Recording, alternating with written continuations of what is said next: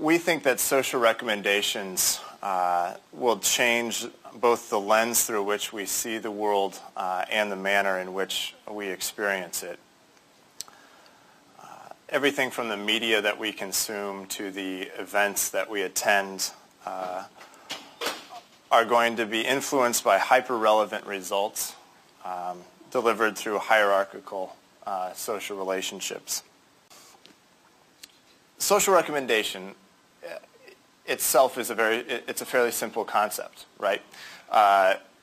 It assumes that friends and other connections, other associations of yours are or can be trusted sources of information.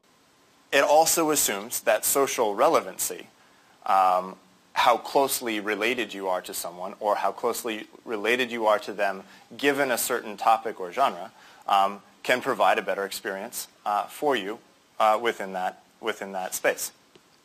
So, why is this important? Who cares? This is a cute baby. I know this is a cute baby because I went to Flickr and I typed in cute baby, and this is the image that I got. The only problem with this is that this isn't my cute baby. This is my cute baby. And had Flickr been using a social recommendation engine, it would have known, or at least had a pretty good idea, that this was the cute baby that I was looking for. So, or let's say at least one of the options for what I was looking for should have been this. We truly believe that the developers who are in this area and are using these techniques are designing the future experiences. And in order to create these curated experiences and also to deliver more hyper-relevant results on top of current recommendation engines, we've created Summer, or Social Media Recommendation.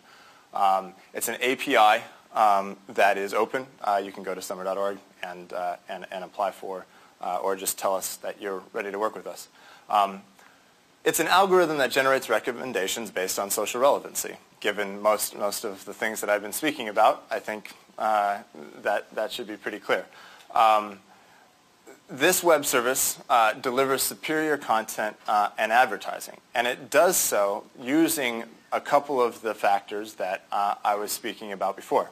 In this case, Facebook and plus YouTube plus Summer, or social media recommendations, gives you the experience that your friend's video, who you think is, you like his taste and you like the videos that he or she keeps sending you, they show up first. And in that way, you're able to essentially play through hours and hours of videos that are more closely related to you than if you've, even with all of the great work that YouTube has done, it ends up being simply more relevant to you because it's able to take in the context of your relationships. One of the techniques that I'll reiterate a little bit that has been extremely helpful to us is the clustering technique that we use, that really gives you the ability to bring in more of the attributes of your friends to help provide a diverse image, a more complex image of the individual. The final one that's been important to us is that this is substitutional. That this is supplemental, not substitutional. That we didn't go into this saying we are going to replace recommendations one-to-one.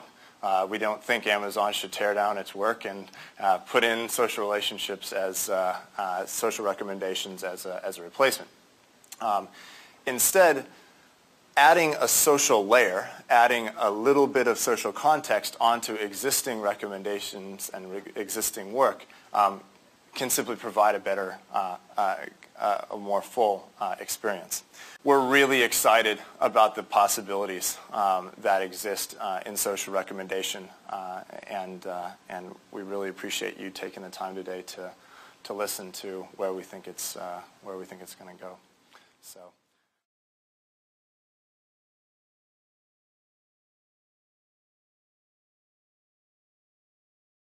you.